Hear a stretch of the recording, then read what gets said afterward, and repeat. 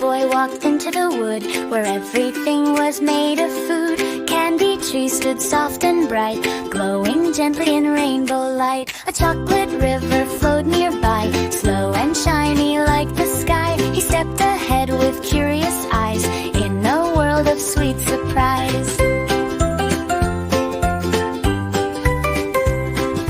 Gummy bears were dancing round, bouncing lightly off the ground. Lollipop flowers spun in air, sugar sparkles everywhere. A jelly bridge came into view, wobbling softly as he flew. He crossed it slowly, step by step, while candy wind around him swept.